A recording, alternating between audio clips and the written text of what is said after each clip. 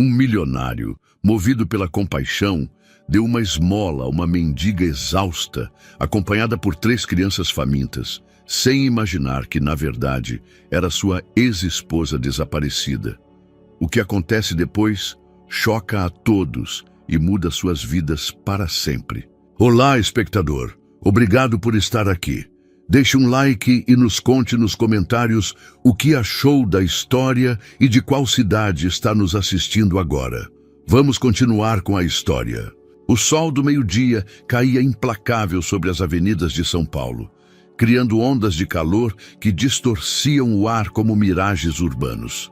Os arranha-céus de vidro e aço refletiam os raios com uma intensidade cegante, enquanto o trânsito se movia em uma sinfonia caótica de buzinas e motores roncando. No meio dessa paisagem metropolitana, Francisco Cavalcante dirigia seu Tesla Model S preto pela Avenida Paulista, seus dedos tamborilando nervosamente sobre o volante de couro italiano. Aos 38 anos, Francisco havia conquistado o mundo da tecnologia brasileira com uma determinação que beirava a obsessão. Seu rosto angular, emoldurado por uma barba perfeitamente aparada, mostrava as linhas sutis de quem havia dormido poucas horas nos últimos 5 anos.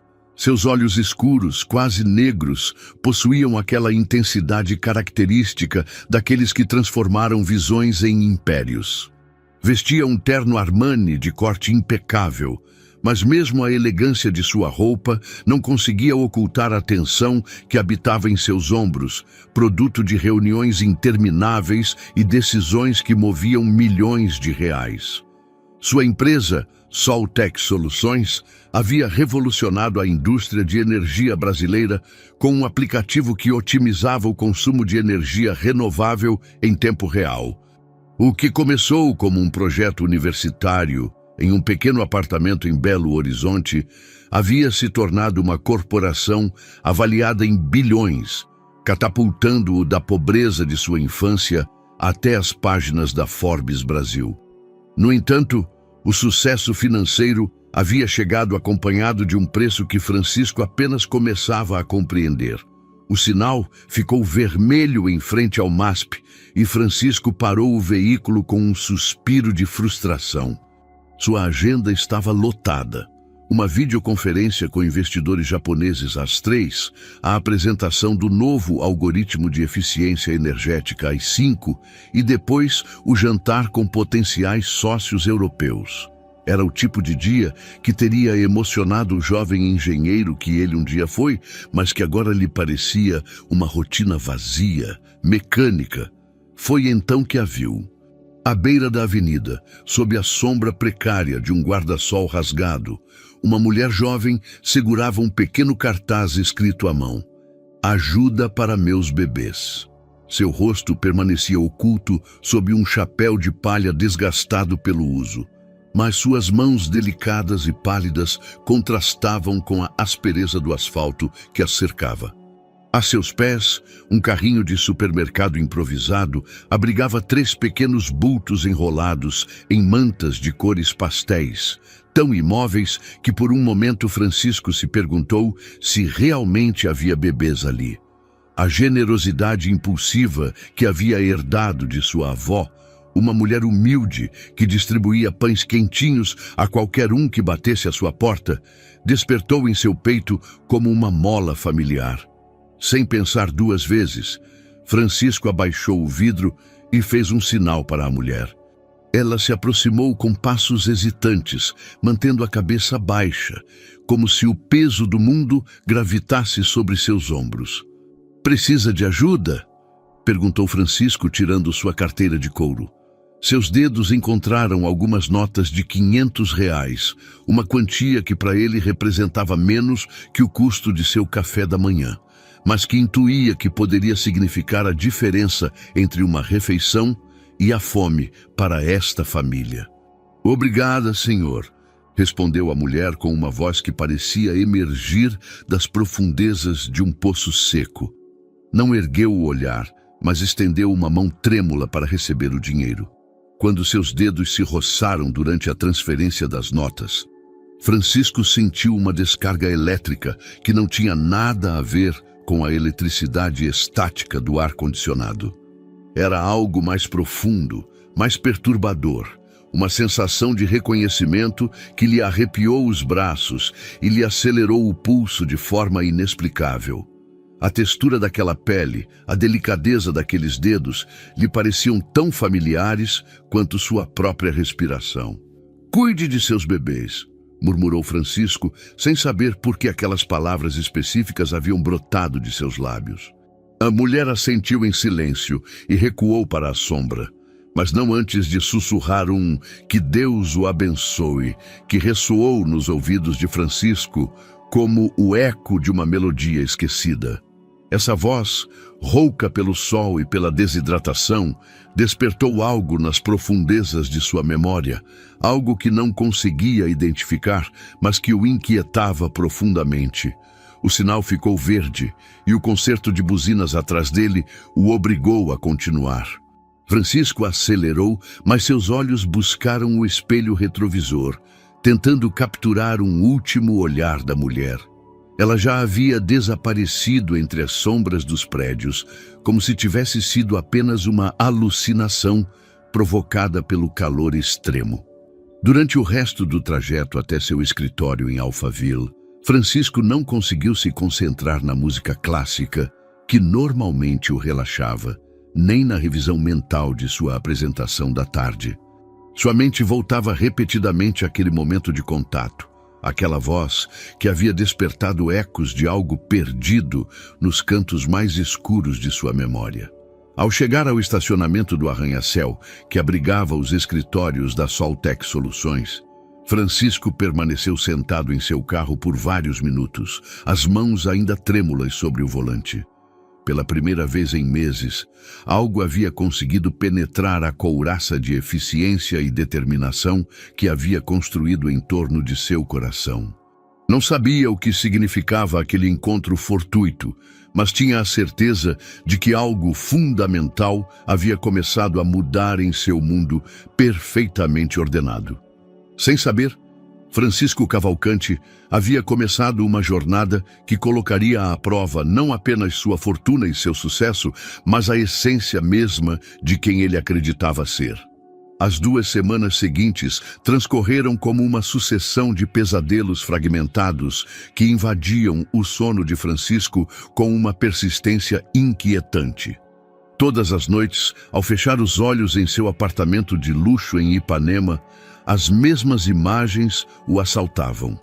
Uma mulher de cabelos castanhos ondulados, correndo por uma praia ao entardecer, suas risadas se misturando ao som das ondas. Mãos entrelaçadas sobre uma mesa de madeira rústica, enquanto compartilhavam camarões grelhados em um pequeno restaurante à beira-mar. E sempre, invariavelmente, aquela mesma voz sussurrando seu nome com uma ternura que lhe apertava o peito. Francisco acordava todas as madrugadas, encharcado em suor frio, o coração batendo com uma violência que o deixava sem fôlego. Os detalhes dos sonhos se desvaneciam como areia entre seus dedos, mas a sensação de perda permanecia aderida à sua pele como uma segunda natureza. Era uma melancolia inexplicável que contrastava brutalmente com a satisfação profissional que havia definido sua existência nos últimos anos. Sua rotina matinal havia se tornado mecânica. Banho gelado, café preto duplo, revisão dos mercados asiáticos antes que o Brasil acordasse.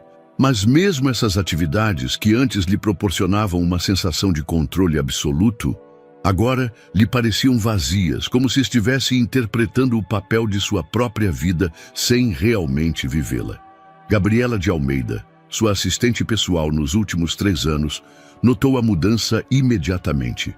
Era uma mulher inteligente de 35 anos, formada em administração pela Fundação Getúlio Vargas, cuja lealdade a Francisco havia crescido do respeito profissional para algo parecido com a preocupação fraternal. Ela havia sido testemunha de sua ascensão meteórica, das noites sem dormir dedicadas a aperfeiçoar algoritmos, dos sacrifícios pessoais que ele havia feito em nome do sucesso. "O senhor está bem, senhor Cavalcante?"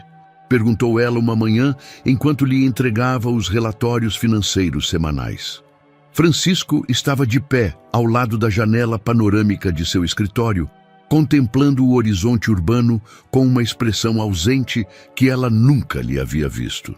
"Só cansaço, Gabriela. Nada que umas férias não possam resolver", respondeu Francisco sem desviar o olhar do exterior, mas sua voz carecia da convicção habitual. Gabriela franziu a testa. Nos 3 anos em que trabalhava para ele, Francisco nunca havia mencionado férias como algo desejável. Para ele, o descanso era sinônimo de perda de oportunidades, de competidores se adiantando, de mercados se movendo sem sua supervisão. "O senhor já considerou conversar com alguém? Um profissional, quero dizer", sugeriu com cautela, consciente de que estava se adentrando em território pessoal. Francisco finalmente se voltou para ela. E pela primeira vez, Gabriela pôde ver as olheiras pronunciadas que a maquiagem matinal não conseguia ocultar completamente. Havia algo vulnerável em seu olhar, uma rachadura na armadura de confiança que o havia caracterizado desde que ela o conhecia. "Não é necessário, só preciso me concentrar mais no trabalho", murmurou. Mas mesmo enquanto dizia as palavras, ambos sabiam que o trabalho já não era a solução que um dia fora. Naquela tarde, durante uma videoconferência com investidores do Vale do Silício, Francisco se descobriu perdendo o fio da conversa. Os números de crescimento trimestral e as projeções de expansão internacional se difuminavam em sua mente enquanto ele escutava, como um eco distante, aquela voz de seus sonhos, sussurrando palavras que não conseguia lembrar. Ele teve que pedir que repetissem uma pergunta sobre a implementação do algoritmo no mercado sul-americano, algo que jamais lhe havia ocorrido em uma reunião de negócios. Ao finalizar a videoconferência, Francisco permaneceu sentado em sua cadeira de couro, contemplando a tela preta de seu monitor como se pudesse encontrar respostas em seu reflexo distorcido. Pela primeira vez em anos, ele se questionou se a vida que havia construído tão meticulosamente era realmente sua ou simplesmente uma reação à pobreza de sua infância em Belo Horizonte. Ele se lembrou de sua mãe, Maria Helena, vendendo empadas nas ruas de pedra do centro histórico para pagar seus estudos universitários. Ele se lembrou das noites em claro, estudando sob a luz amarelada de uma lâmpada emprestada, enquanto ela consertava roupas alheias para conseguir alguns reais a mais. O sucesso havia sido sua maneira de honrar aqueles sacrifícios, mas agora ele se perguntava se no processo havia perdido algo essencial de si mesmo. O telefone de sua mesa interrompeu suas reflexões. Era Gabriela, informando-o de que ele tinha um encontro com o diretor de desenvolvimento tecnológico em 15 minutos.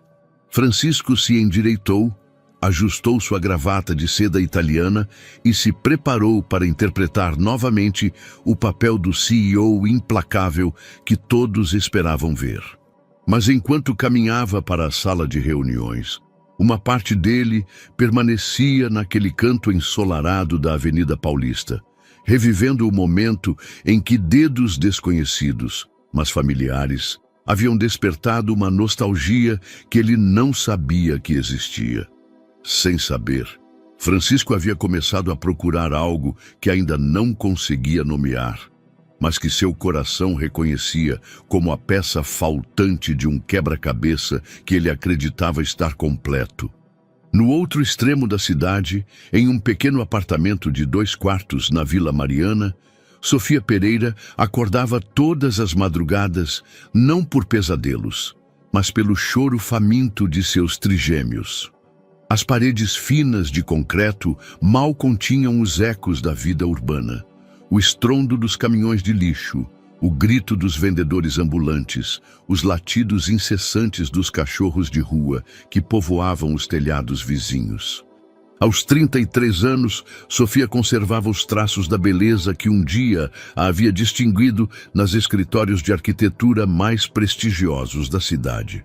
Seus cabelos castanhos, agora presos em um rabo de cavalo perpétuo por praticidade mais do que por estilo, emolduravam um rosto onde a fadiga havia desenhado linhas prematuras ao redor de seus olhos verdes.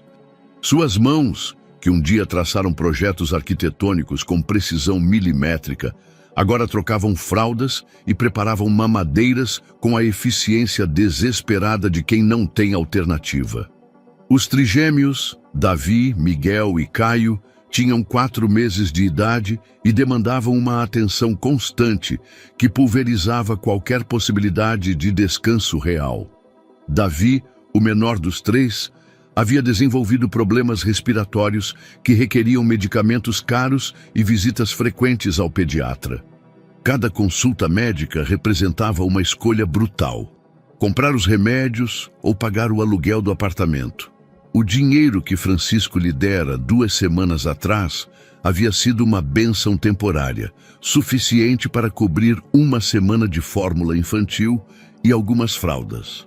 Mas Sofia sabia que aquela ajuda esporádica não era sustentável.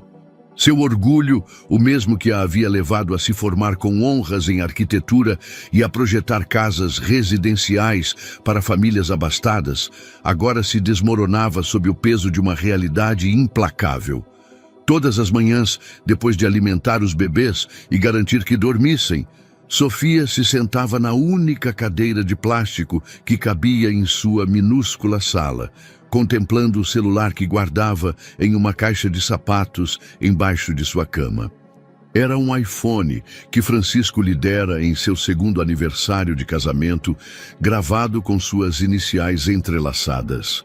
Durante meses, ela havia resistido à tentação de ligá-lo, sabendo que uma única ligação poderia resolver todos seus problemas financeiros, mas também consciente de que aquela ligação representaria a admissão de uma derrota que ainda não estava pronta para aceitar. A conversa final com Francisco ressoava em sua memória como um disco arranhado. Filhos são uma distração, Sofia. Minha empresa está em um momento crucial. Não posso dividir minha atenção entre família e trabalho. O trabalho sempre será minha prioridade. Aquelas palavras pronunciadas com a frieza de quem discute números em uma planilha haviam sido como facadas que atravessaram não apenas seu coração, mas também suas esperanças de construir uma família com o homem que amava. O que Francisco não sabia era que naquela mesma noite, Sofia havia descoberto sua gravidez.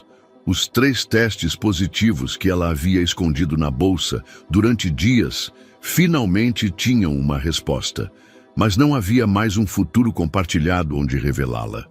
A ultrassonografia posterior, que mostrou não 1, mas 3 corações batendo em seu ventre, havia sido tanto uma bênção quanto uma confirmação de que sua decisão de partir havia sido correta.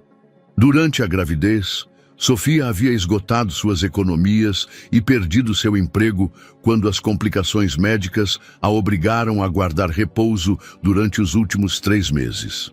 Seu chefe, compreensivo no início, eventualmente teve que substituí-la por alguém mais confiável. Os últimos meses de gestação, ela havia passado em um estado de ansiedade constante, se perguntando como poderia criar 3 bebês sem apoio econômico nem emocional. Agora, sentada naquela cadeira de plástico enquanto observava seus filhos dormirem em um berço improvisado, feito com caixas de papelão forradas com mantas macias, Sofia lutava contra a tentação diária de procurar Francisco. Não por amor. Aquele sentimento havia sido enterrado sob camadas de desilusão e sobrevivência, mas pela necessidade prática de assegurar um futuro para seus filhos. O conflito interno a consumia.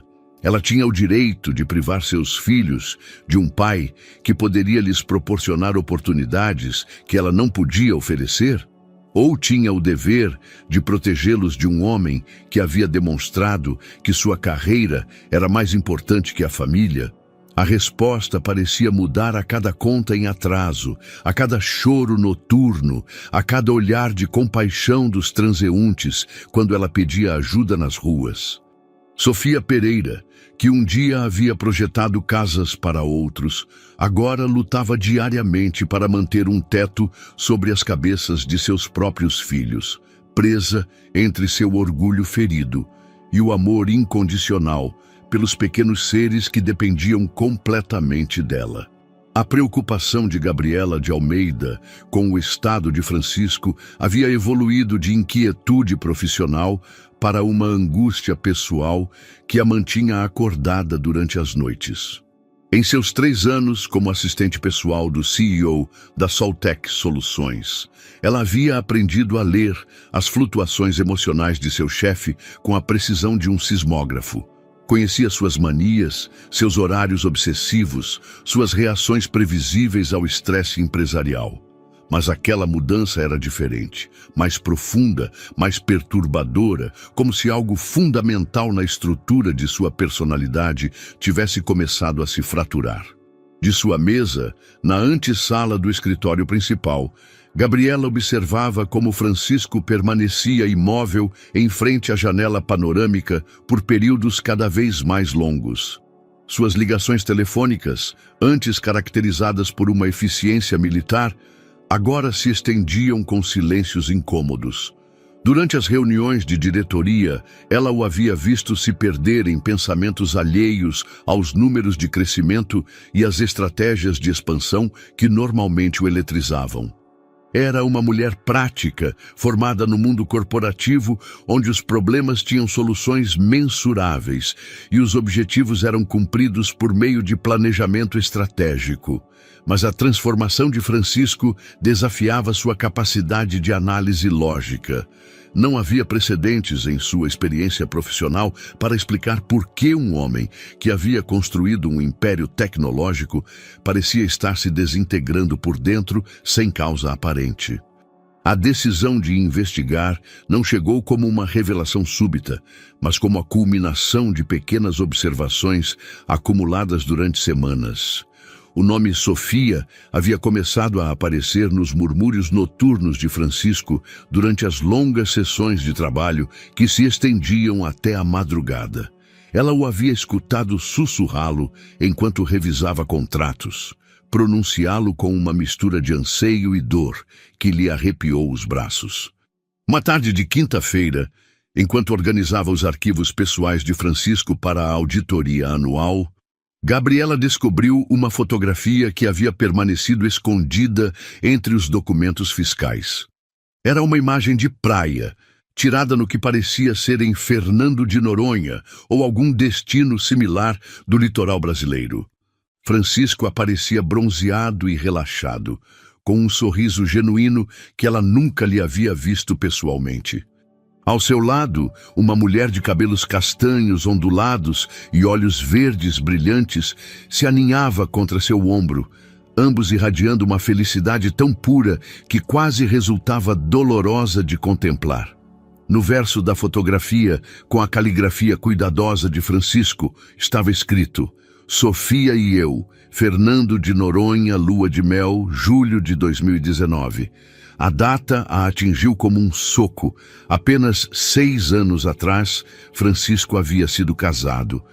Em todo o tempo que trabalhava para ele, jamais havia mencionado uma esposa, um divórcio ou qualquer tipo de relacionamento sério. Sua vida pessoal havia sido um território completamente vedado, protegido por uma muralha de profissionalismo impenetrável. A revelação a deixou sentada em sua mesa por vários minutos, contemplando a fotografia como se fosse um artefato arqueológico que reescrevia a história que ela acreditava conhecer. O Francisco da imagem era um homem completamente diferente do chefe obsessivo e emocionalmente distante que ela conhecia. Havia uma calidez em seus olhos, um relaxamento em seus ombros que contrastava brutalmente com a tensão perpétua que o caracterizava no presente.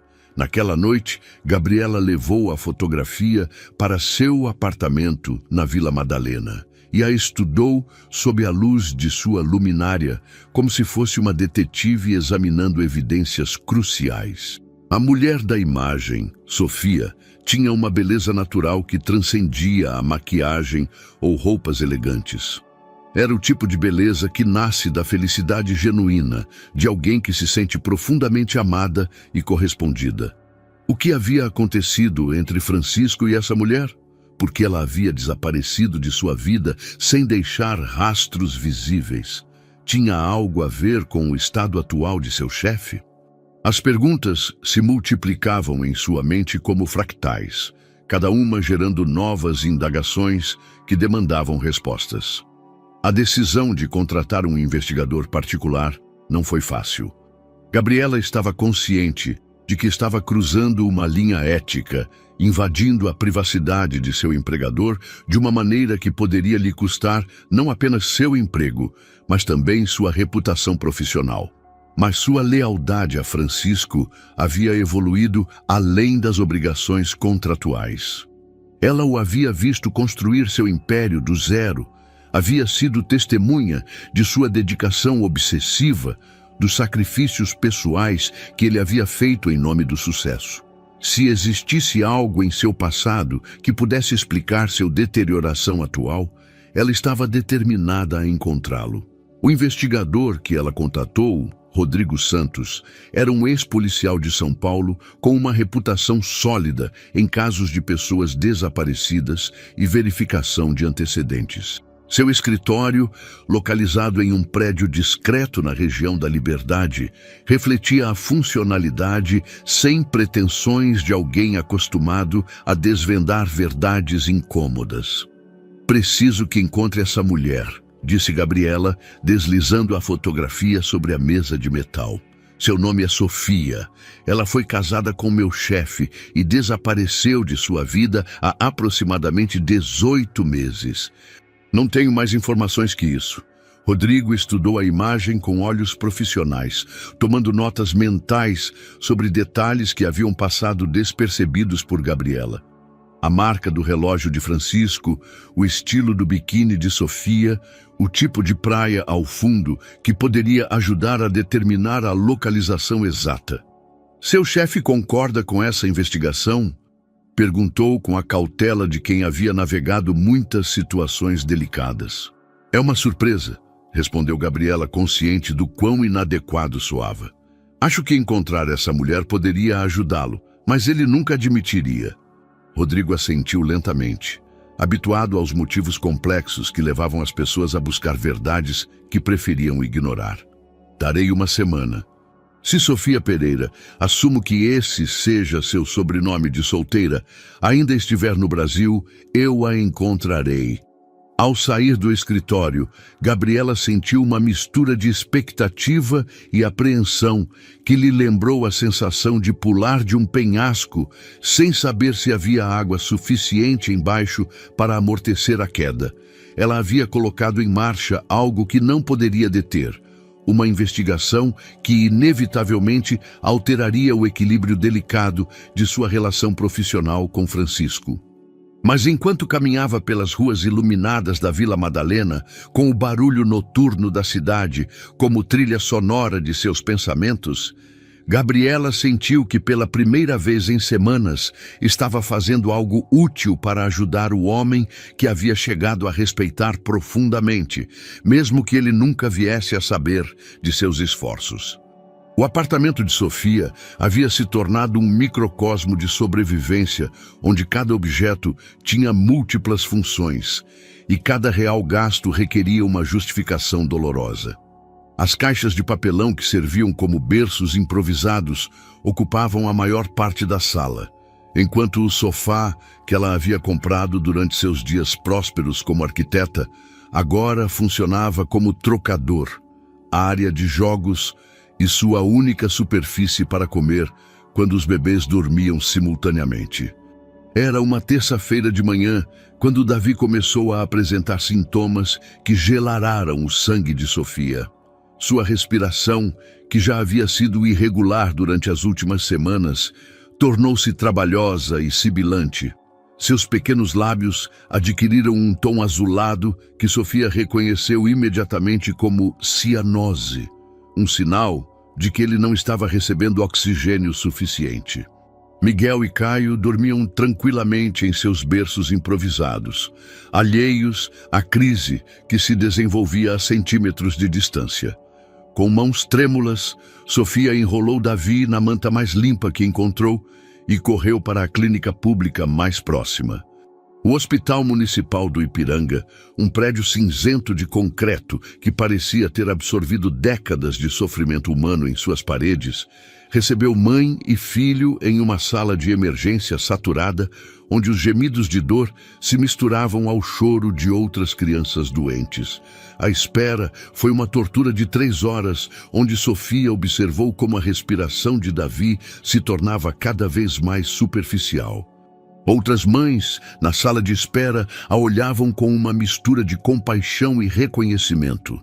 Todas sabiam o que significava estar ali, segurando um filho doente, enquanto contavam os reais que tinham no bolso, e se perguntavam se seriam suficientes para pagar o tratamento.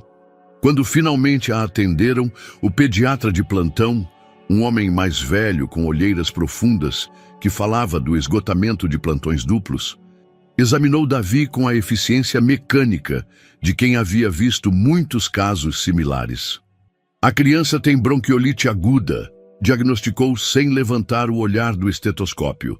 Ela precisa de nebulizações a cada 4 horas e um broncodilatador específico.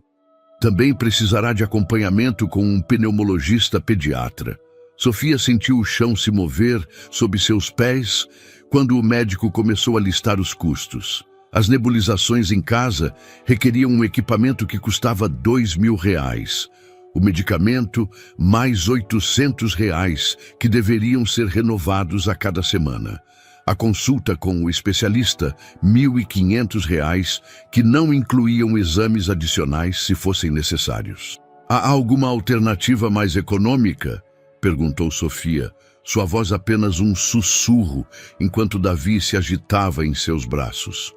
O médico a olhou pela primeira vez com atenção real, tomando nota de suas roupas gastas, das olheiras que emolduravam seus olhos verdes, da desesperação silenciosa que irradiava de cada poro de sua pele. Senhora, este não é um resfriado comum.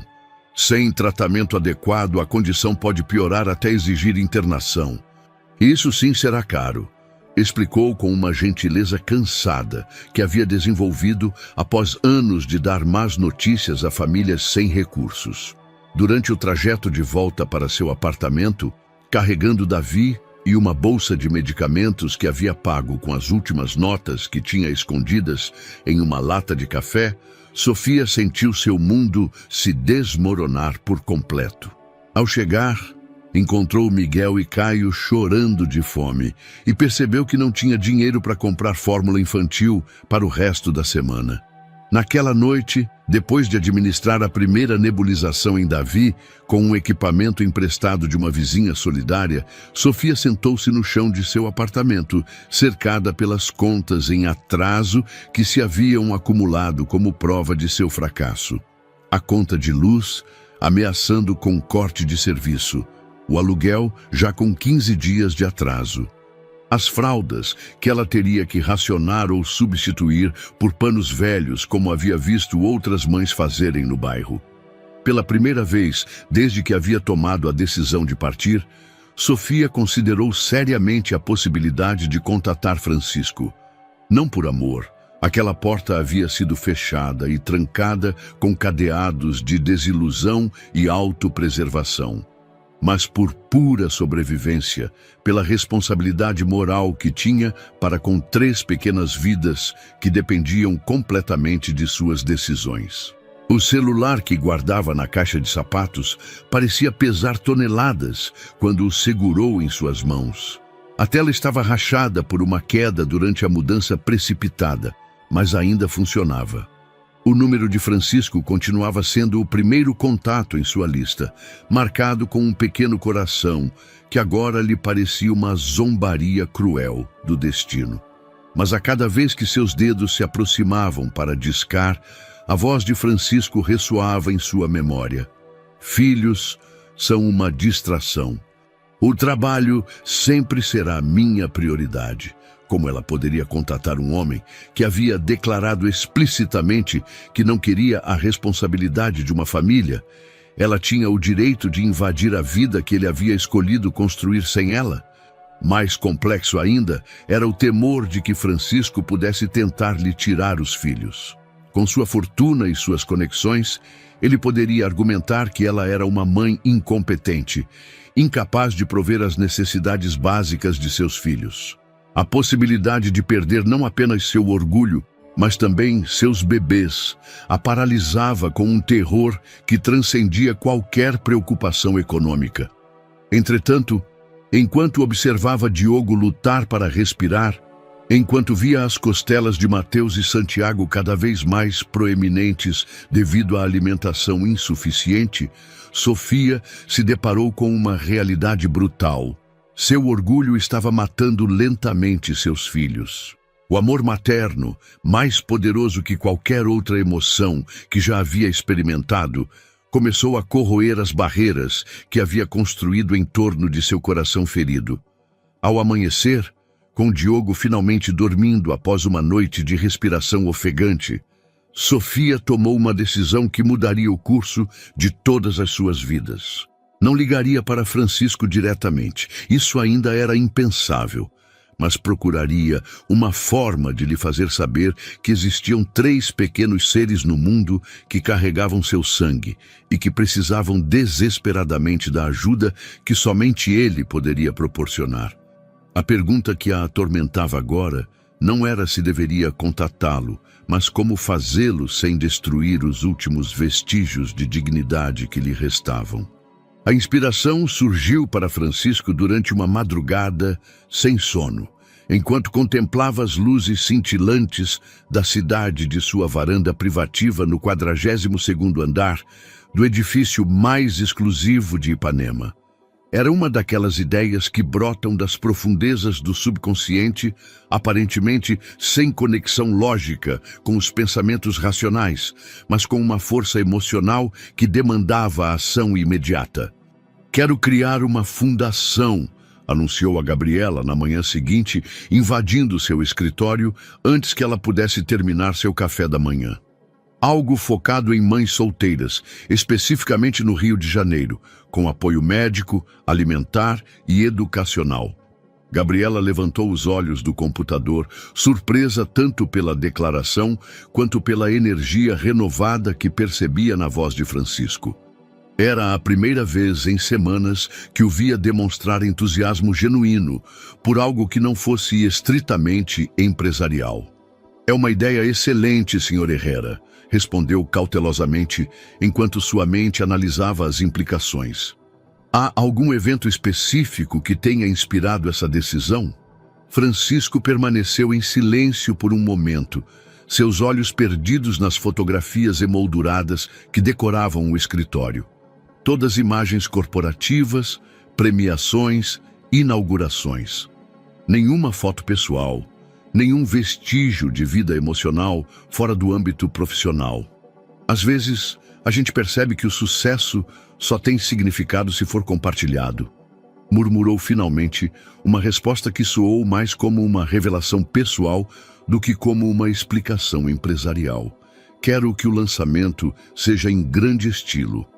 Um evento que gere a atenção da mídia, que inspire outros empresários a seguir o exemplo."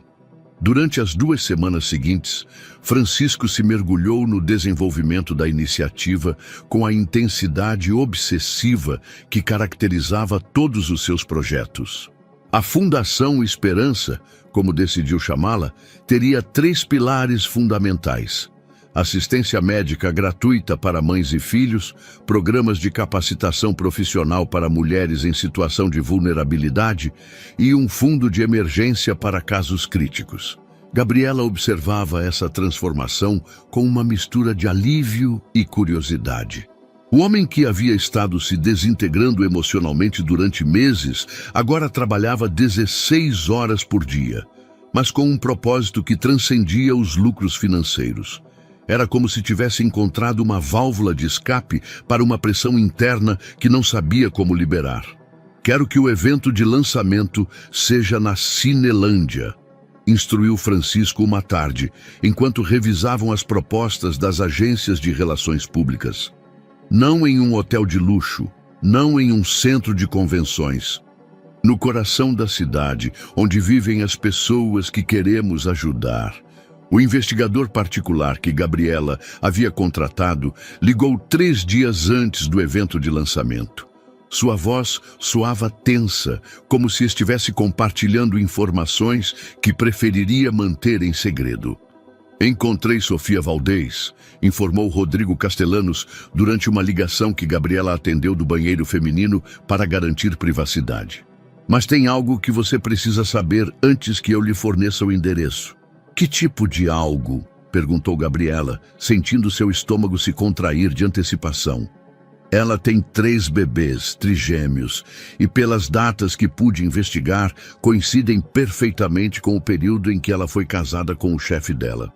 O silêncio que se seguiu foi tão profundo que Rodrigo teve que perguntar se a linha havia caído. Gabriela permaneceu imóvel, processando uma informação que reescrevia completamente a situação.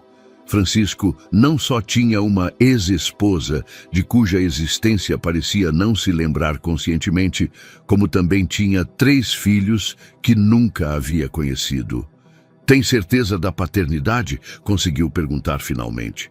Não posso confirmar sem testes de DNA, mas a semelhança física é notável. Além disso, ela vive em condições muito precárias.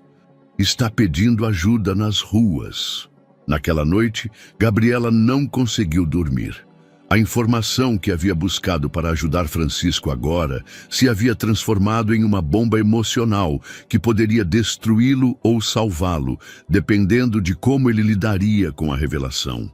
Ela tinha o direito de manter esse segredo, ou tinha a obrigação moral de informá-lo sobre a existência de seus possíveis filhos. O dia do evento de lançamento amanheceu claro, com aquele tipo de luz dourada que faz o Rio de Janeiro parecer um cenário cinematográfico. A Cinelândia havia se transformado em um espaço festivo, onde centenas de famílias se reuniam para conhecer os detalhes da nova fundação. Francisco, vestido com um traje mais informal do que o habitual, irradiava uma energia positiva que atraía as câmeras de televisão como ímãs. Durante seu discurso inaugural, Francisco falou com uma paixão que surpreendeu até mesmo Gabriela, que o conhecia melhor do que ninguém no âmbito profissional. Todos nós merecemos uma segunda chance, declarou do palco improvisado, sua voz amplificada por alto-falantes que levavam suas palavras até os cantos mais distantes da praça. Mas especialmente as mães que lutam sozinhas, que sacrificam tudo pelo bem-estar de seus filhos. Essa fundação é para vocês, para demonstrar que vocês não estão sozinhas nessa batalha.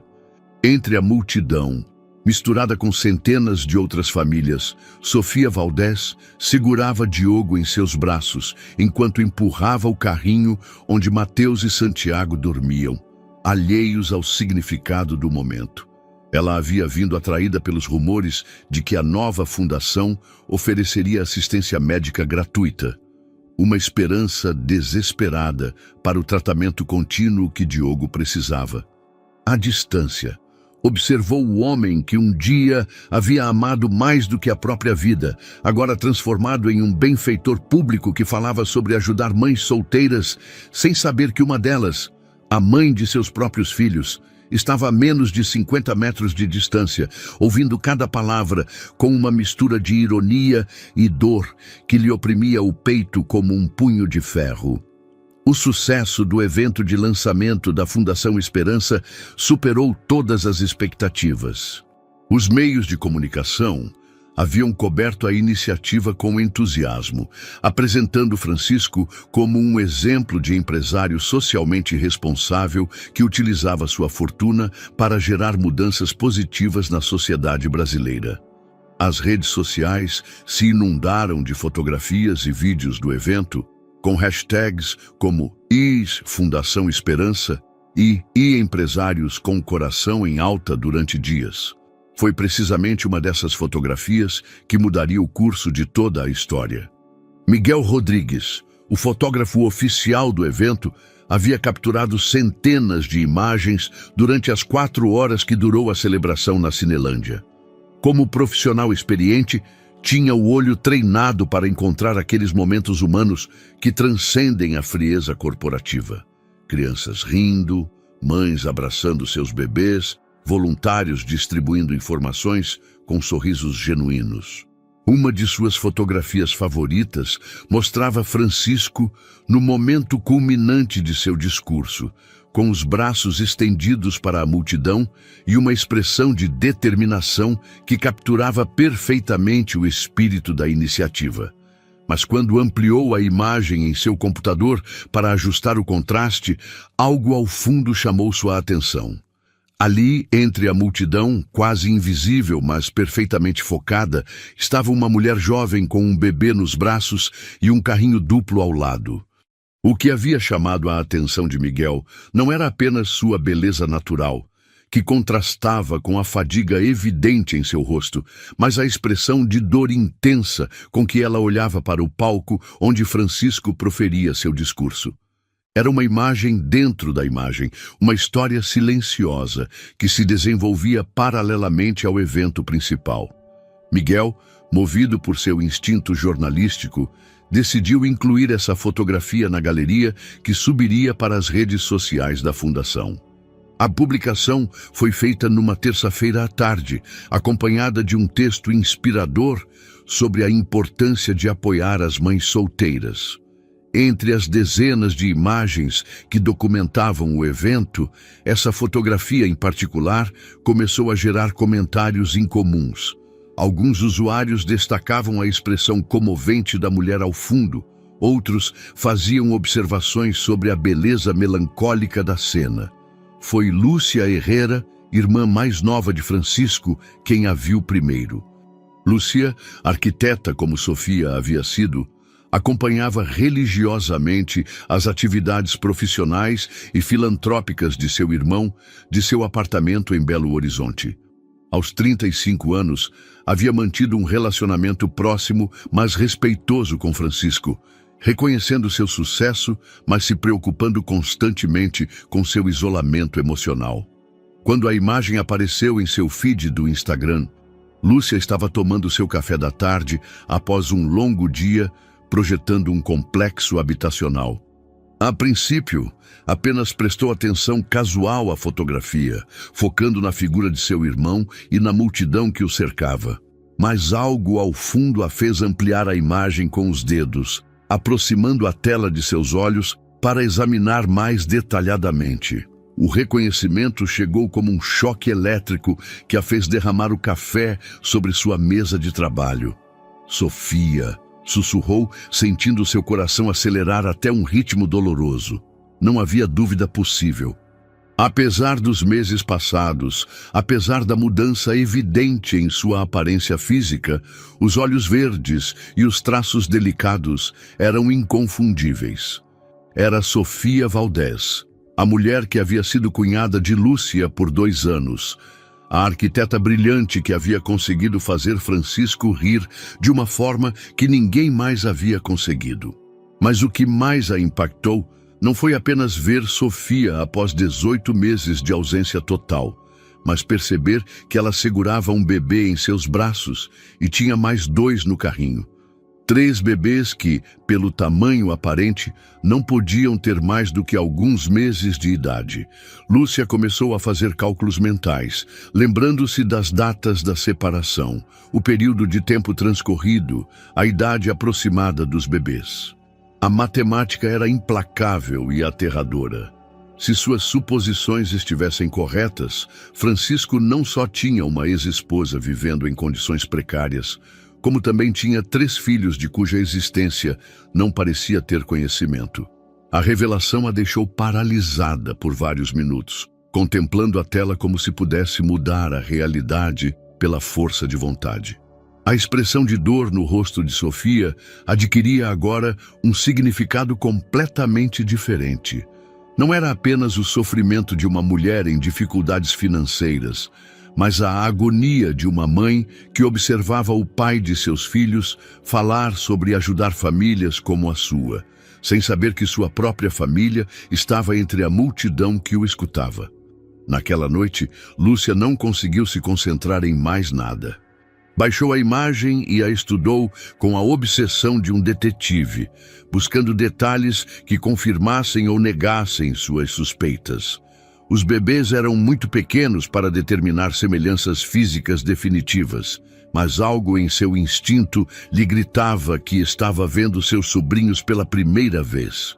O dilema moral que agora enfrentava era monumental. Deveria contatar imediatamente Francisco para informá-lo sobre sua descoberta? Ou deveria primeiro procurar Sofia para entender as circunstâncias que a haviam levado a essa situação? Ela tinha o direito de interferir em uma separação que ambos haviam escolhido manter? Enquanto as horas passavam e a cidade de Belo Horizonte se mergulhava no silêncio noturno, Lúcia Herrera se deparou com uma decisão que mudaria irreversivelmente as vidas de todas as pessoas que amava. A decisão de Lúcia de viajar para o Rio de Janeiro se cristalizou durante uma noite sem sono, em que as perguntas sem resposta a torturaram como fantasmas persistentes. Ela não podia contatar Francisco sem ter a certeza absoluta da situação, mas também não podia viver com a incerteza de ter visto Sofia e os bebês sem fazer nada a respeito. A responsabilidade familiar pesava sobre seus ombros como um fardo ancestral. Os Herrera sempre haviam cuidado uns dos outros, mesmo quando isso significava enfrentar verdades incômodas. Na sexta-feira de manhã, Lúcia pegou o primeiro voo de Belo Horizonte para o Rio, armada apenas com a fotografia impressa e uma determinação férrea de encontrar respostas. Ela havia localizado o endereço aproximado de Sofia por meio de contatos no meio dos arquitetos. A comunidade profissional no Brasil era menor do que parecia, e os boatos sobre o desaparecimento de uma colega talentosa haviam circulado discretamente por meses. O bairro da Saúde a recebeu com uma sinfonia urbana que contrastava brutalmente com a tranquilidade de Belo Horizonte. Os prédios de concreto se erguiam como monumentos ao pragmatismo econômico, enquanto as ruas fervilhavam com a atividade de famílias trabalhadoras que lutavam diariamente pela sobrevivência.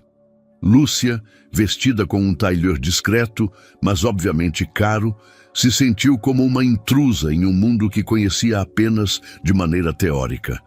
Encontrar o prédio específico lhe tomou 2 horas de busca metódica, perguntando a vizinhos que a olhavam com uma mistura de curiosidade e desconfiança. Finalmente, uma senhora mais velha que vendia pastel na esquina lhe apontou um prédio de 4 andares com fachada descascada e janelas protegidas por grades enferrujadas.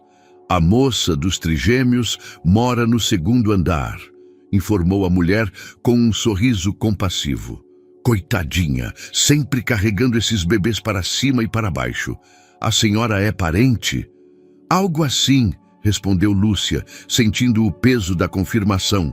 Trigêmeos, a atingir como um soco no estômago. A escada do prédio rangia sob seus pés, enquanto subia para o 2º andar, ensaiando mentalmente as palavras que usaria para abordar uma conversa que prometia ser uma das mais difíceis de sua vida. O corredor cheirava a detergente barato e comida caseira.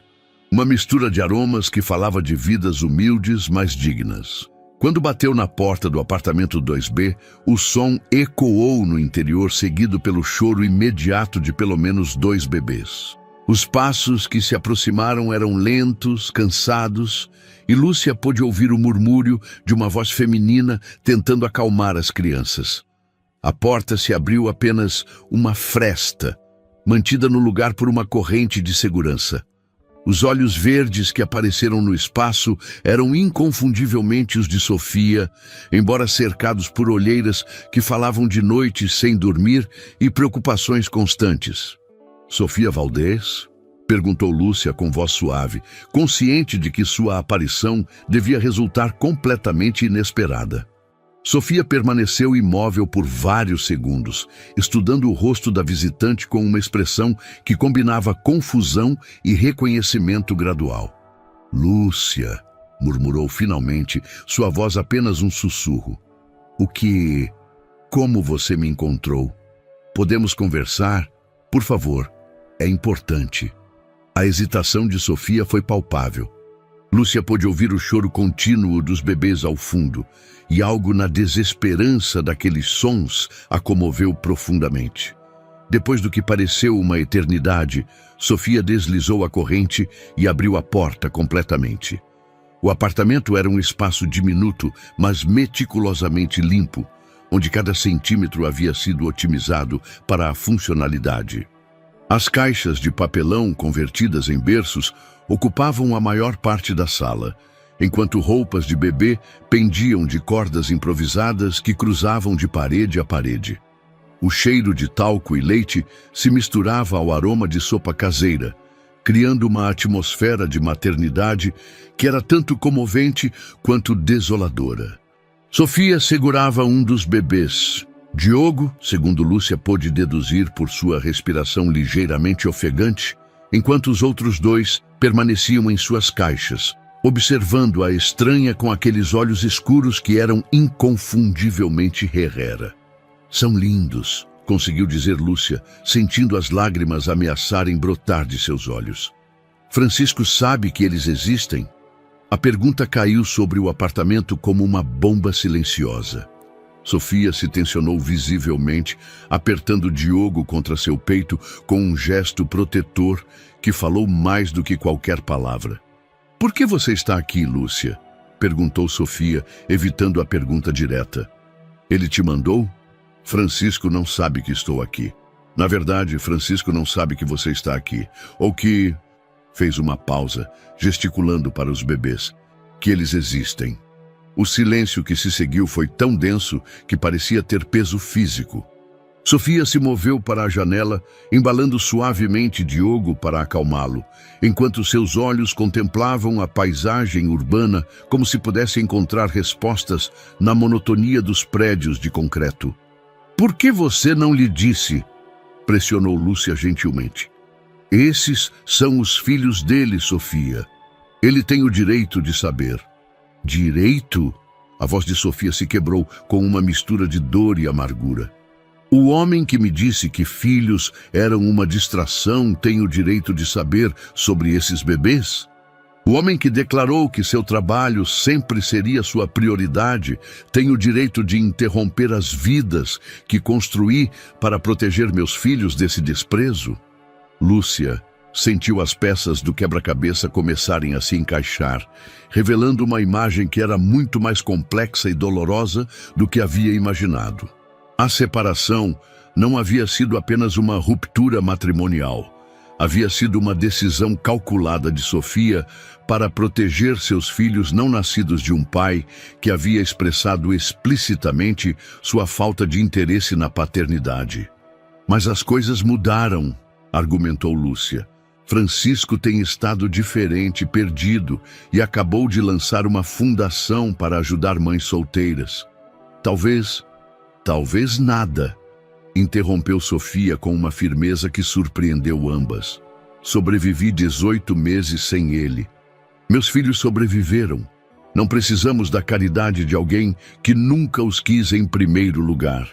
Mas mesmo enquanto pronunciava essas palavras desafiadoras, Lúcia pôde ver a fadiga extrema nos olhos de Sofia, o desespero silencioso de uma mulher que lutava uma batalha que sabia que não podia ganhar sozinha. A conversa havia começado, mas Lúcia percebeu que convencer Sofia a contatar Francisco seria muito mais complexo do que havia antecipado. A conversa entre Lúcia e Sofia se estendeu por 2 horas tensas, interrompida constantemente pelas demandas dos trigêmeos que requeriam alimentação, troca de fraldas e atendimento médico para Diogo. Naquele pequeno apartamento carregado de necessidades não satisfeitas, Lúcia começou a compreender a magnitude da luta diária que Sofia enfrentava sozinha. Foi durante um desses intervalos, enquanto Sofia preparava mamadeiras com a fórmula láctea mais econômica disponível, que Lúcia notou algo peculiar na narrativa que havia escutado. Sofia, disse cautelosamente, observando como sua ex-cunhada media cada grama de pó com precisão matemática. Quando você diz que Francisco te disse que filhos eram uma distração, você tem certeza de que essas foram exatamente as palavras dele? Sofia parou, segurando a colher medidora no ar, como se o tempo tivesse congelado. Claro que tenho certeza. Como eu poderia esquecer algo assim? É só que... Lúcia hesitou, escolhendo suas palavras cuidadosamente. Conheço meu irmão desde que ele nasceu. Sei que ele pode ser obsessivo com o trabalho. Sei que ele pode ser emocionalmente distante. Mas a forma como você descreve essa conversa não soa como ele. A defensividade imediata que apareceu nos olhos de Sofia confirmou as suspeitas crescentes de Lúcia. Havia algo mais nessa história. Algum elemento faltando na equação emocional que havia levado a uma separação tão abrupta. Quem mais sabia sobre essa conversa? Pressionou Lúcia gentilmente. Sofia permaneceu em silêncio, mas sua linguagem corporal mudou sutilmente. Seus ombros se tensionaram e ela começou a agitar a mamadeira com movimentos mais violentos do que os necessários. Sofia, por favor, se há algo mais, preciso saber. Sua mãe, murmurou finalmente Sofia, sua voz quase inaudível por cima do som do líquido sendo misturado. Carmela esteve presente durante parte dessa conversa. O nome caiu sobre Lúcia como uma revelação aterradora. Carmela Herrera, a matriarca da família, era uma mulher de 70 anos cujo amor por seus filhos se expressava por meio de um controle obsessivo sobre suas vidas. Ela havia construído sua identidade em torno de ser a mãe de um empresário de sucesso. E qualquer ameaça a essa narrativa era combatida com a ferocidade de uma onça protegendo sua cria. Que papel minha mãe teve em tudo isso? Perguntou Lúcia, embora parte dela já temesse a resposta. Sofia finalmente se voltou para ela, segurando a mamadeira com mãos que tremiam levemente. Depois daquela conversa com Francisco, sua mãe me procurou em particular. Ela me disse que Francisco havia confirmado que nunca desejaria filhos, que eu era uma distração de seus objetivos empresariais. Ela me ofereceu dinheiro para desaparecer. O apartamento se mergulhou em um silêncio tão profundo que apenas se ouvia a respiração ofegante de Diogo e o tic-tac de um relógio barato na parede. Você aceitou o dinheiro? Perguntou Lúcia, embora parte dela já conhecesse a resposta pelas condições em que Sofia vivia. No começo, sim. Eu estava devastada, confusa, e tinha acabado de descobrir que estava grávida. Pensei que talvez fosse melhor para todos se eu simplesmente fosse embora. Sofia se sentou na única cadeira disponível, segurando a mamadeira como se fosse um salva-vidas. Mas depois do primeiro pagamento, Carmela mudou as regras. Ela disse que precisava de garantias de que eu nunca mais voltaria, que nunca mais entraria em contato com Francisco. Quando me recusei a assinar documentos legais, renunciando a qualquer reivindicação futura, ela cortou todo o contato. Lúcia sentiu o sangue drenar de seu rosto, enquanto as implicações da revelação se expandiam como ondas em um lago perturbado. Sua mãe não apenas havia interferido no casamento de Francisco, mas havia manipulado ativamente a situação para separar o casal. Sofia, disse Lúcia com voz trêmula, preciso saber exatamente o que minha mãe te disse sobre as intenções de Francisco em relação aos filhos. Ela me disse que ele havia sido muito específico, que ele havia dito que filhos iriam arruinar a carreira dele, que uma família era incompatível com o tipo de sucesso que ele buscava. Sofia fez uma pausa, alimentando Diogo enquanto falava. Ela também me mostrou mensagens de texto que supostamente ele havia enviado, confirmando que queria que eu desaparecesse para sempre.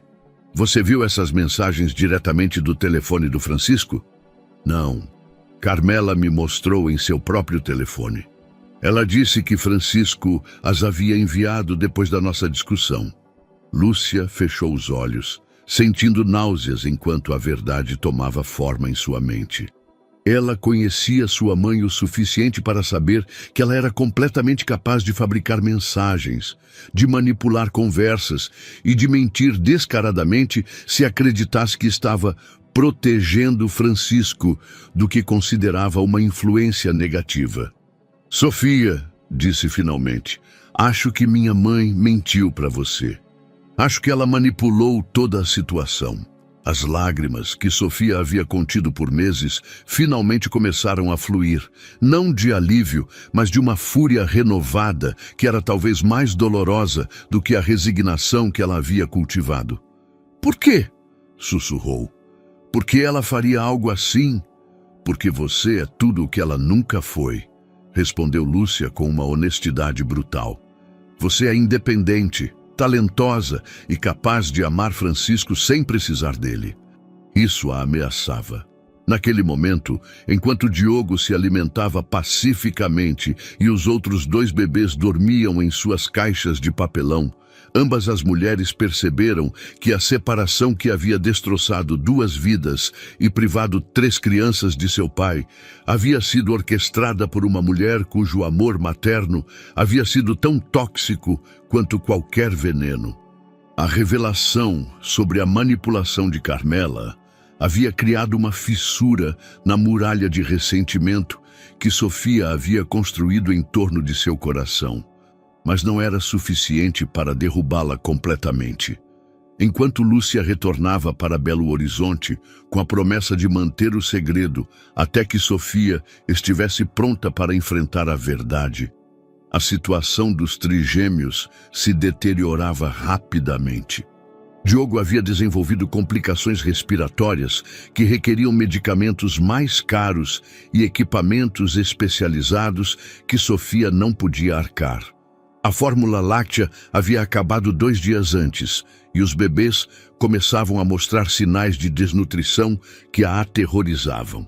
Mateus havia perdido peso visivelmente e Santiago chorava com uma frequência que falava de fome constante.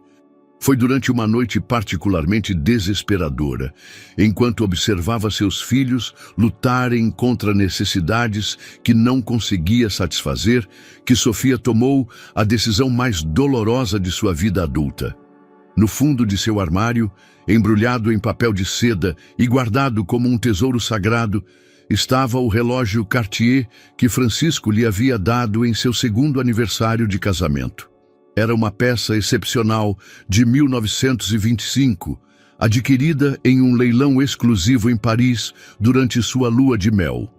Francisco havia pago uma fortuna por ele, não por seu valor monetário, mas pela história que representava. Havia pertencido a um arquiteto francês que construiu alguns dos edifícios mais belos da era Art Deco. Para a mulher que constrói sonhos, havia escrito no verso da caixa.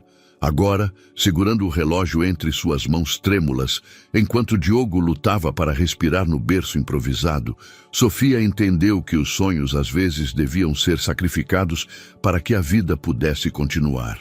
A Casa de Leilões Monterrey, localizada na zona mais exclusiva de Ipanema, era um mundo completamente diferente daquele que Sofia havia habitado nos últimos meses.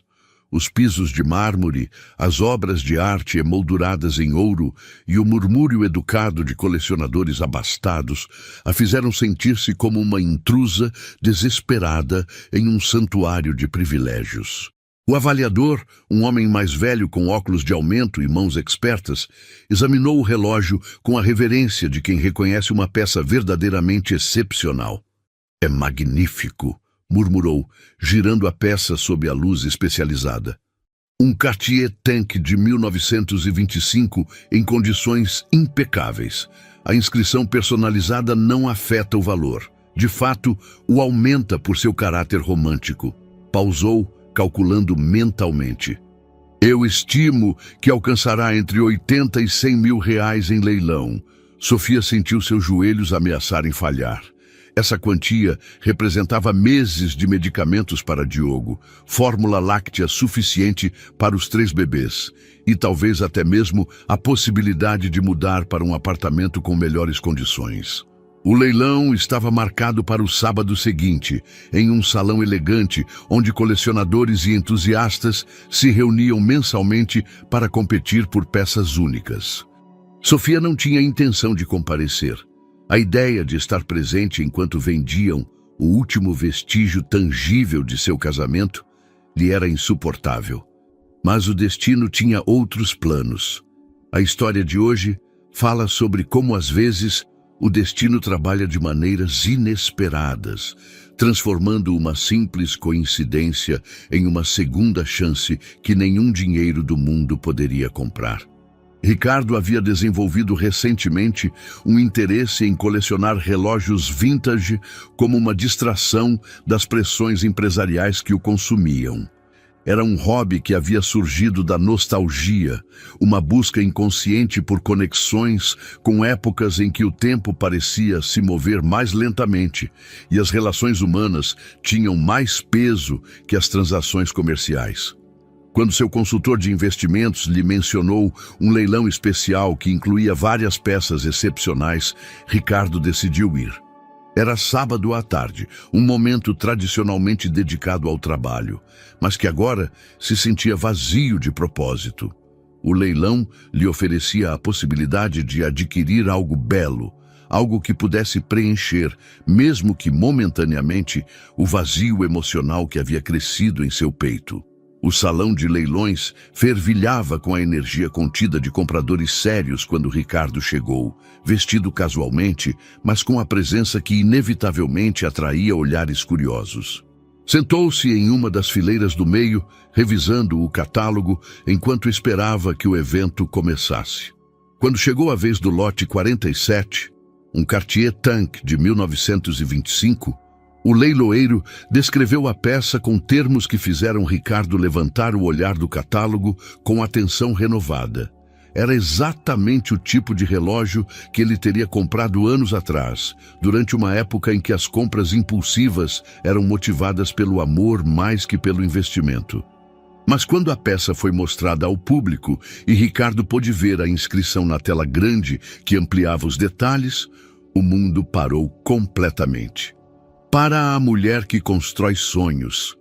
As mesmas palavras que ele havia gravado em um relógio idêntico anos atrás. Não idêntico. Era o mesmo relógio. Era o relógio que ele havia dado para Sofia. A fúria que se apoderou de Ricardo ao reconhecer o relógio foi tão intensa que por um momento ele perdeu completamente a noção de onde estava. Sua mente se encheu de imagens. Sofia rindo, enquanto ele colocava o relógio em seu pulso pela primeira vez, seus olhos brilhando com lágrimas de felicidade, enquanto lia a inscrição, a promessa silenciosa que ambos haviam feito de que aquele momento duraria para sempre. E agora estava ali em um leilão, sendo vendido como qualquer objeto sem alma. Quem dá 50 mil reais? Anunciou o leiloeiro, sua voz cortando a névoa de emoções que nublava o julgamento de Ricardo. Sem pensar, Ricardo levantou sua paleta com uma violência que fez vários participantes se virarem para olhá-lo. 100 mil! Gritou, sua voz ressoando no salão com uma intensidade que silenciava as conversas privadas. O leiloeiro, acostumado a lances agressivos, mas surpreso com a abertura tão alta, sorriu profissionalmente enquanto escaneava o salão em busca de outros interessados. Temos 100 mil reais. Alguém dá 110 mil? O silêncio que se seguiu foi absoluto. Ricardo havia efetivamente eliminado qualquer competição com uma oferta que dobrava a estimativa mais alta do relógio. Uma vez, 2 vezes, vendido por 100 mil reais para o senhor da sexta fileira. Enquanto o martelo caía sobre o pódio, Ricardo levantou-se abruptamente de seu assento, ignorando os olhares curiosos de outros participantes. Seu único pensamento era chegar à área de pagamentos e processamento antes que Sofia, porque tinha que ser Sofia quem o havia colocado à venda, pudesse escapar novamente de sua vida. Na área administrativa da casa de leilões, Sofia esperava em uma cadeira de couro desconfortável, segurando Bento contra o peito enquanto tentava acalmar sua respiração irregular. Os outros 2 bebês permaneciam no carrinho improvisado, cochilando depois da mamada matinal que havia requerido os últimos restos de fórmula láctea que ela tinha. A funcionária que processava os pagamentos havia lhe explicado que o comprador havia oferecido uma quantia excepcional, R$20 mil, acima da estimativa mais otimista. Era mais dinheiro do que Sofia havia visto junto nos últimos 18 meses, suficiente para assegurar vários meses de estabilidade para seus filhos. Quando ouviu passos acelerados se aproximando pelo corredor, Sofia não levantou a vista.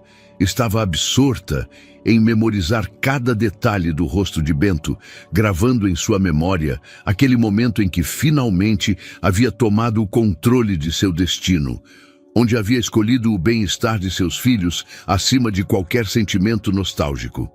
Sofia Valente? A voz a atingiu como um raio, atravessando todas as defesas emocionais que havia construído durante meses de sobrevivência. Lentamente, como se o movimento pudesse alterar a realidade, levantou o olhar. Ricardo estava parado na entrada da área administrativa, segurando o comprovante de compra do relógio em uma mão, enquanto a outra se agarrava ao batente da porta, como se precisasse de apoio físico para se manter em pé. Seu rosto mostrava uma mistura complexa de emoções: choque, dor, fúria e algo que Sofia não conseguia identificar, mas que a fazia sentir como se estivesse vendo um fantasma. Ricardo conseguiu sussurrar, apertando instintivamente Bento contra o peito em um gesto protetor que não passou despercebido por nenhum dos dois. O silêncio que se seguiu foi carregado com 18 meses de palavras não ditas, de explicações não dadas, de dor acumulada que agora preenchia o espaço entre eles como uma presença tangível. Por quê?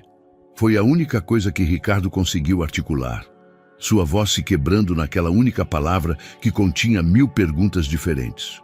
Sofia o olhou diretamente nos olhos pela primeira vez desde sua separação, e o que viu ali não era a frieza empresarial que lembrava de sua última conversa, mas algo completamente diferente. Vulnerabilidade pura, dor genuína e uma confusão tão profunda que quase a fez levantar para consolá-lo. "Porque meus filhos precisam comer", respondeu com uma honestidade brutal que cortou o ar como uma faca. "Porque um deles está doente e precisa de remédios que não posso pagar. Porque às vezes o passado deve ser sacrificado para que o futuro possa sobreviver."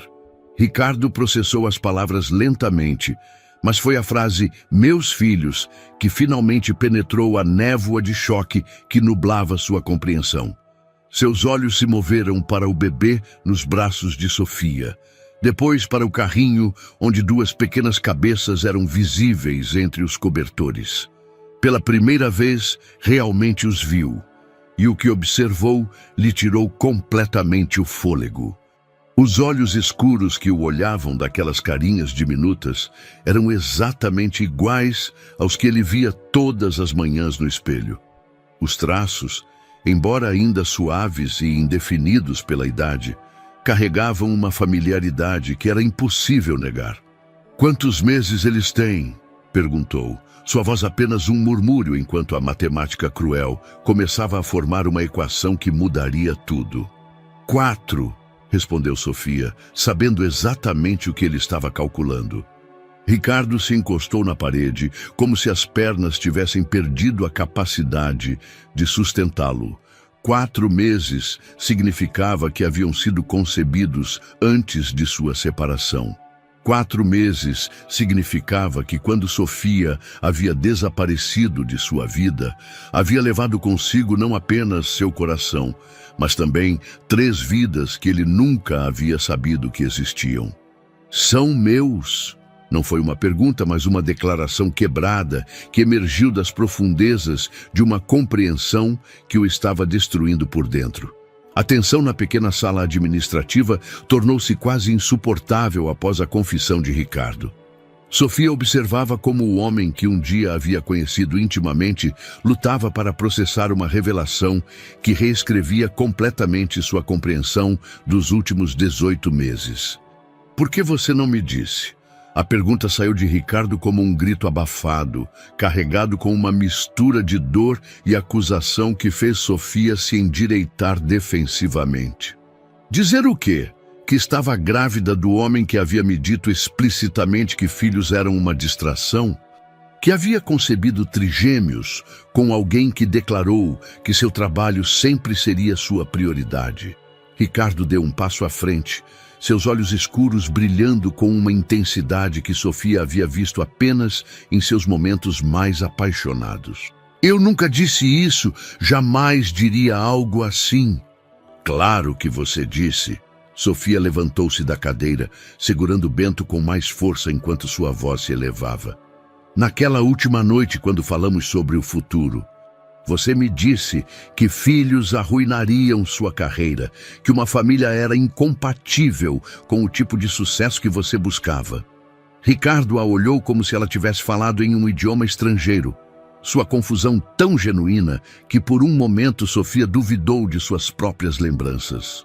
Sofia, eu jamais, aquela conversa nunca aconteceu. Ao menos não da maneira que você descreve. O choro de Bento interrompeu a troca, sua respiração laboriosa preenchendo o silêncio tenso que havia caído sobre a sala. Ricardo olhou para o bebê pela primeira vez com atenção real, notando a palidez de sua pele e a dificuldade respiratória que Sofia havia mencionado. O que ele tem? Perguntou, sua voz se suavizando instantaneamente com uma preocupação que surpreendeu ambos. Bronquiolite. Precisa de remédios que custam mais do que posso pagar, respondeu Sofia, embalando automaticamente o bebê. Por isso vendi o relógio. Ricardo tirou seu celular sem hesitar um segundo. Doutor Almeida, sou Ricardo Pereira. Preciso que veja um bebê imediatamente. Sim, agora. No meu consultório em 30 minutos. Desligou a chamada e voltou-se para Sofia. O melhor pneumologista pediatra da cidade. Virá agora mesmo. Eu não preciso da sua caridade, protestou Sofia, embora o desespero em sua voz traísse suas palavras. Não é caridade, é responsabilidade. Se aquele menino é meu filho... São seus filhos, interrompeu Sofia, as palavras saindo como uma confissão forçada. Os 3, e sim, precisam de ajuda médica que não posso proporcionar. Mas isso não significa que vou permitir que você apareça depois de 18 meses e tome o controle das vidas deles. Ricardo permaneceu imóvel, processando a confirmação de sua paternidade, enquanto observava os 3 bebês que haviam estado vivendo em condições que ele não conseguia nem imaginar. Onde você tem vivido? Perguntou finalmente. Sofia lhe deu o endereço com relutância, vendo como o rosto de Ricardo empalidecia ao reconhecer a área. Era um dos bairros mais humildes de São Paulo, um lugar onde Ricardo jamais teria imaginado que alguém de seu círculo pudesse terminar. Meu Deus, Sofia, por quê? Por que você não me contatou quando as coisas ficaram difíceis? Porque você me disse que não me queria na sua vida. A resposta saiu com uma força que fez Bento se sobressaltar em seus braços. Sua mãe se certificou de que eu entendesse perfeitamente qual era sua posição sobre os filhos e sobre mim. Ricardo parou, como se tivesse batido em uma parede invisível. Minha mãe? O que minha mãe tem a ver com isso? Foi então que a porta do escritório se abriu abruptamente, interrompendo a confrontação com uma presença que nenhum dos dois havia antecipado. Carmen Pereira, vestida com um elegante tailleur e carregando o ar de autoridade materna que havia aperfeiçoado durante décadas, entrou com a confiança de alguém que havia estado escutando desde o corredor. Chega, declarou com voz firme, dirigindo-se a seu filho com determinação. Ricardo, precisamos conversar. A chegada de Carmen mudou instantaneamente a dinâmica da sala. Sofia ficou visivelmente tensa, apertando Bento contra o peito, como se a presença da mulher mais velha representasse uma ameaça física. Ricardo olhou para sua mãe com uma expressão que combinava confusão e suspeita crescente. Mãe, o que você está fazendo aqui? Como você soube que eu estava aqui? Carmen não respondeu imediatamente. Em vez disso, estudou Sofia e os bebês com uma mistura de desgosto e resignação que falava mais que qualquer palavra. Eu sabia que eventualmente isso aconteceria, murmurou, mais para si mesma do que para os presentes. Eu sabia que ela encontraria uma maneira de voltar para a sua vida. Do que você está falando? Ricardo se aproximou de sua mãe, sua voz adotando um tom que Sofia nunca lhe havia escutado, perigoso, ameaçador. O que você sabe sobre o desaparecimento de Sofia? O silêncio que se seguiu foi carregado com segredos que finalmente estavam prestes a ser revelados. Carmen olhou para seu filho, depois para Sofia, e finalmente para os 3 bebês que representavam a complicação que ela havia estado tentando evitar por quase 2 anos. Eu fiz o que tinha que fazer para proteger seu futuro, disse finalmente, com a convicção de alguém que havia justificado suas ações tantas vezes que havia chegado a acreditar em sua própria narrativa. Ela teria arruinado tudo o que você havia trabalhado para conseguir. A compreensão atingiu Ricardo como um tsunami emocional. A separação, as mensagens que ele nunca havia enviado, o desaparecimento súbito de Sofia, tudo havia sido orquestrado pela mulher que supostamente o amava mais que qualquer outra pessoa no mundo. Os 2 meses que se seguiram à revelação de Carmen foram um período de reconstrução dolorosa e delicada, onde cada dia requeria uma negociação cuidadosa entre o passado ferido e o futuro incerto. Ricardo havia confrontado sua mãe com uma fúria que surpreendeu toda a família, cortando todo o contato até que ela aceitasse a responsabilidade completa por suas manipulações. Carmen, confrontada com a perda potencial de seu filho e a realidade de 3 netos que nunca havia conhecido, finalmente havia admitido a extensão de sua interferência. Sofia havia aceitado se mudar para um apartamento mais seguro e espaçoso na Vila Madalena. Um compromisso que lhe permitia manter sua independência enquanto proporcionava um ambiente mais saudável para os trigêmeos. Ricardo pagava todas as despesas médicas e de manutenção, mas havia respeitado a insistência de Sofia de manter limites claros em sua interação pessoal. O tratamento de Bento havia sido um sucesso completo sob os cuidados do Dr. Almeida. Seus pulmões haviam se fortalecido consideravelmente e a crise respiratória que havia aterrorizado Sofia durante semanas era agora apenas uma lembrança preocupante. Caio e Miguel haviam florescido com uma nutrição adequada, desenvolvendo as personalidades distintivas que faziam Ricardo rir cada vez que os visitava. As visitas haviam se tornado uma rotina cuidadosamente estruturada. Ricardo chegava todas as tardes depois do trabalho, passava 2 horas ajudando com a alimentação, os banhos e simplesmente observando seus filhos se desenvolverem. No início, esses encontros haviam sido tensos, carregados com o peso de tudo o que não havia sido dito entre ele e Sofia. Mas gradualmente, a presença dos bebês havia criado um território neutro, onde eles podiam coexistir sem confrontar diretamente seus sentimentos complicados. Uma tarde de terça-feira, enquanto Ricardo alimentava Caio e Sofia organizava as roupas de Miguel, ele finalmente quebrou o silêncio que havia se instalado entre eles. "Tenho pesadelos", admitiu, sem levantar o olhar do bebê em seus braços, sobre todas as primeiras vezes que perdi. Os primeiros sorrisos deles, as primeiras vezes que dormiram a noite toda, os momentos em que eles precisaram do pai e eu não estava lá. Sofia pausou em sua tarefa, suas mãos imóveis sobre uma pequena camiseta azul. "Eu também", confessou suavemente. Mas os meus são sobre o que poderia ter sido diferente se eu tivesse tido a coragem de contatá-lo quando as coisas ficaram difíceis.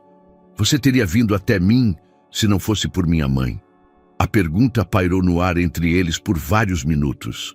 Sofia considerou todas as variáveis. Seu orgulho ferido, a conversa mal interpretada, os medos sobre a paternidade que Ricardo havia expressado genuinamente, embora em um contexto diferente. Não sei, respondeu finalmente com honestidade brutal. Eu estava assustada, machucada e grávida de trigêmeos.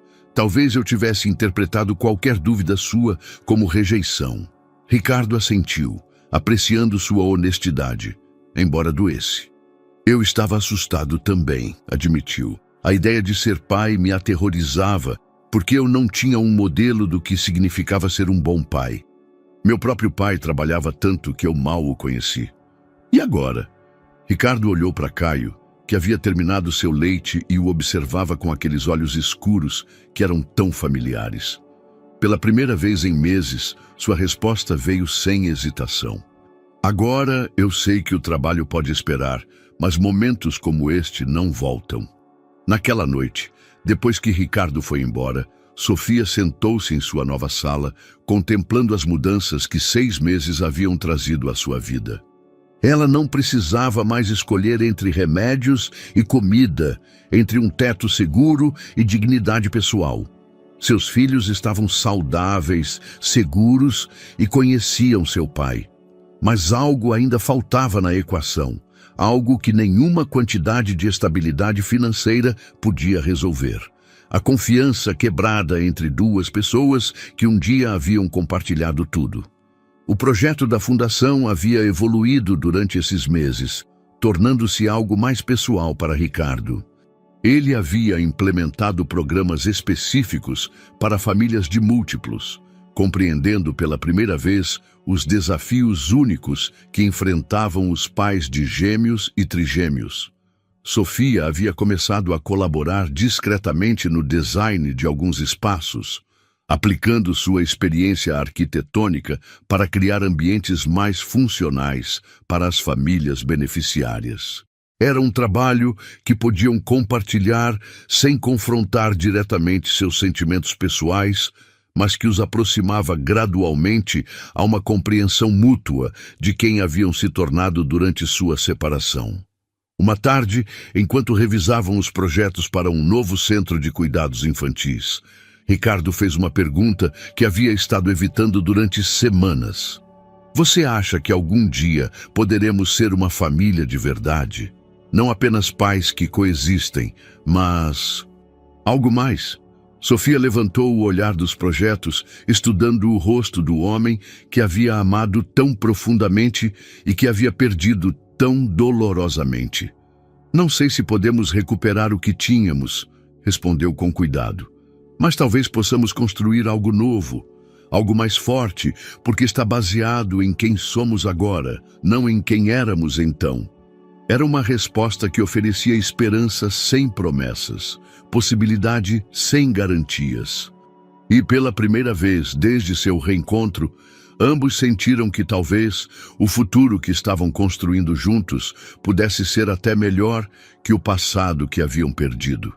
6 meses após o reencontro na Casa de Leilões, a inauguração oficial do Centro de Apoio a Famílias com Múltiplos representava mais que uma conquista filantrópica. Era a materialização de uma transformação profunda que havia redefinido as prioridades de Ricardo Pereira e havia curado feridas que pareciam incuráveis. O edifício, projetado por Sofia com uma sensibilidade arquitetônica que combinava funcionalidade e beleza, erguia-se no coração de São Paulo como um testemunho do que era possível quando a dor se transformava em propósito. Cada espaço havia sido pensado para as necessidades específicas de famílias com múltiplos, salas de amamentação amplas, áreas de jogos seguras, consultórios médicos especializados e espaços de apoio emocional para pais sobrecarregados. Na tarde da inauguração, enquanto os convidados percorriam as instalações e a mídia documentava o evento, Ricardo se encontrou de pé na varanda do segundo andar, observando como famílias reais começavam a utilizar os espaços que haviam criado. Mães com gêmeos se reuniam em círculos de apoio. Pais compartilhavam experiências sobre os desafios únicos de criar múltiplos, e crianças corriam livremente em áreas projetadas especificamente para sua segurança. Nervoso, Sofia apareceu ao seu lado, carregando Bento nos braços enquanto Caio e Miguel exploravam a área de jogos sob a supervisão de Gabriela, que havia se tornado uma espécie de tia adotiva para os trigêmeos. Não nervoso, respondeu Ricardo, sem tirar os olhos das famílias lá embaixo, mas completo. Pela primeira vez em anos, sinto que estou fazendo algo que realmente importa. Sofia estudou seu perfil, notando como as linhas de tensão que haviam marcado seu rosto durante anos haviam se suavizado. O Ricardo obsessivo e emocionalmente distante havia evoluído para alguém que podia estar presente no momento, que valorizava as conexões humanas acima das transações comerciais. Os meninos têm perguntado quando vão poder ficar na sua casa, mencionou Sofia casualmente, embora ambos soubessem que não era uma observação casual. Durante os últimos meses, os trigêmeos haviam desenvolvido uma relação profunda com Ricardo. Bento, especialmente, parecia se acalmar instantaneamente nos braços do pai, como se reconhecesse uma conexão que transcendia a lógica. Caio havia herdado a curiosidade intelectual de Ricardo, fazendo perguntas complexas para sua idade. Miguel havia desenvolvido o senso de humor que Ricardo havia perdido durante anos de pressão empresarial. E você, Ricardo se voltou para ela. O que você tem pensado sobre essa possibilidade? Era a pergunta que haviam estado evitando durante meses, a conversa que dançava nas margens de cada interação, mas que nunca havia sido abordada diretamente. Eu tenho pensado, Sofia pausou, medindo suas palavras cuidadosamente, que talvez seja hora de parar de ser tão cuidadosos um com o outro. Os meninos precisam de estabilidade, mas também precisam ver que as pessoas que amam podem escolher se amar mutuamente. Ricardo sentiu algo se liberar em seu peito, uma tensão que havia carregado por tanto tempo que havia esquecido como era respirar sem ela. Sofia, começou, mas ela levantou uma mão para detê-lo. Antes de você dizer algo, preciso que saiba que não estou sugerindo que voltemos para onde estávamos. Aquelas pessoas já não existem, mas talvez possamos nos tornar quem precisamos ser para construir algo melhor. Em vez de responder com palavras, Ricardo tomou sua mão livre, entrelaçando seus dedos com uma delicadeza que contrastava com a intensidade de suas emoções. Você se lembra do pequeno restaurante em Trancoso onde nos conhecemos? Perguntou. Sofia assentiu, confusa com a aparente mudança de assunto.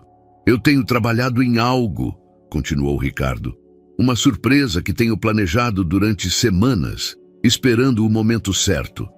Naquela noite, depois que os convidados haviam ido embora e o pessoal havia limpo o espaço, Ricardo levou Sofia e as crianças para o terraço do edifício. O que encontraram ali os deixou sem fôlego. Ele havia recriado o restaurante de Trancoso em miniatura. Mesas de madeira rústica, luzes pendentes que imitavam as estrelas e até mesmo o aroma de frutos do mar e especiarias que os havia envolvido durante seu primeiro encontro. Um pequeno grupo de samba tocava suavemente em um canto, enquanto uma vista panorâmica de São Paulo se estendia além das grades decoradas com flores tropicais. Ricardo, Sofia sussurrou, segurando Bento enquanto os outros dois meninos observavam as luzes com fascínio. Não é um pedido de casamento, esclareceu Ricardo rapidamente. É uma proposta de novos começos. Um convite para escrever uma história completamente nova, começando esta noite, sob as luzes suaves e ao som dos instrumentos. Enquanto seus filhos exploravam esse novo mundo mágico que seu pai havia criado para eles, Sofia olhou profundamente nos olhos do homem que havia perdido e encontrado de novo. Sim, disse simplesmente, e naquela palavra estava contida toda a esperança, o perdão e o amor que haviam sobrevivido à separação, à manipulação e à dor. Enquanto São Paulo brilhava abaixo deles e seus filhos riam em seus braços, Ricardo e Sofia finalmente entenderam que às vezes o destino trabalha de maneiras inesperadas, transformando uma simples coincidência em uma segunda chance que nenhum dinheiro do mundo poderia comprar. Espero que você tenha gostado da história de hoje. Inscreva-se no canal para não perder mais histórias como essa. Dê um like e comente abaixo o que você achou da história. Nos vemos no próximo vídeo.